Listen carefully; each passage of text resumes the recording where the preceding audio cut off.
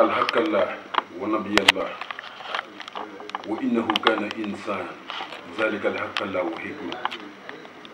الفريد يوم السلام وحق الله وفتنته ونوره وكماله وحق الله حكمة ذلك البيت وبيت الأبية الله وحق الله وفتنته ذلك الكرام المولى وإن الله معنا فريد يوم السلام الجذب وفتنته وكماله وكمالين وزائره وباطنه وإنه وحق الله وفريد يوم السلام الجذب والكريم ذلك الكريم المولى وحق الله حكمة الفتنته ونور الله ونور الأبية الله وإنسان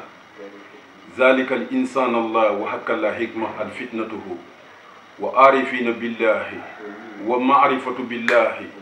وكمال لله وزائره وحقه وإنه وكانه وربه وسليمه وإن الله معنا الجذب وحق الله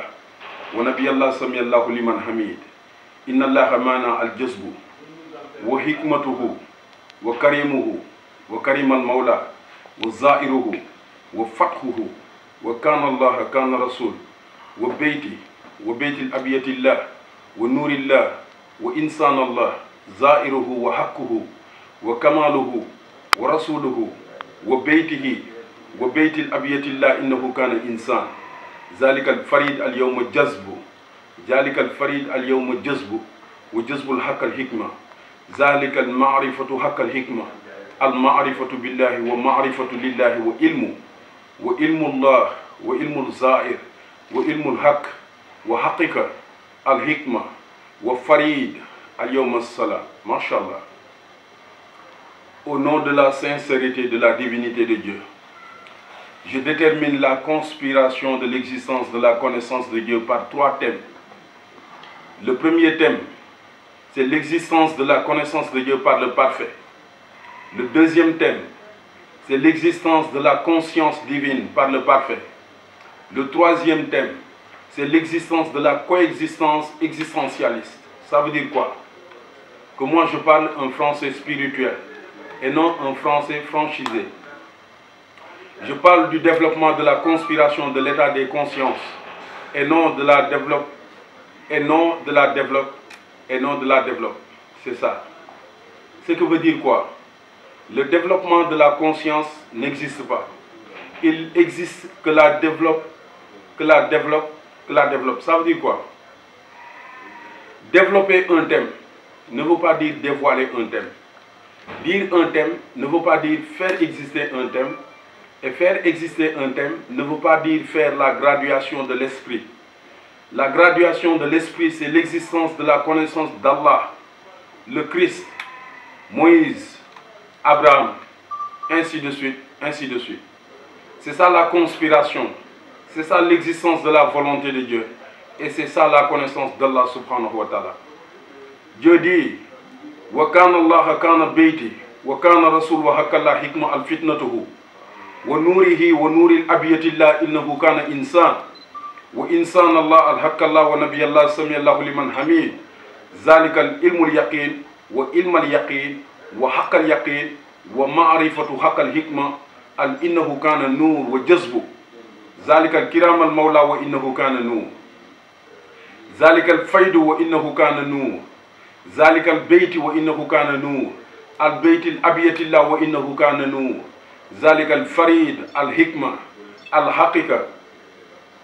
الحق الجذب الفتنته وعارفه وعارفين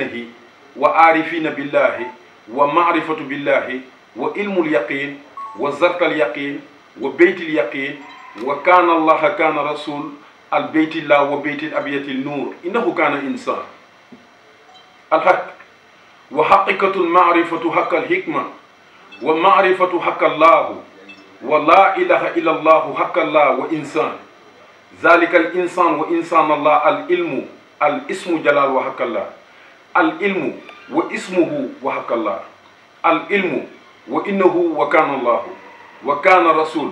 البيت الله البيت الأبية النور وفتنته وكانه وربه وسليمه وإنه وكان الله كان رسول البيت الفريد وجذب الله إنه كان نور الكريم المولى وحكى الله الحكمة وحكى الله النبي الله سمي الله لمن حميد الهاد وبيت الله البيت لبيت الله وإنه كان وكان الله كان رسول إنه كان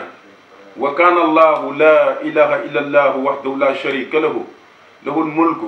وله الحمد يحيي ويميت وهو على كل شيء قدير ذلك الإيمان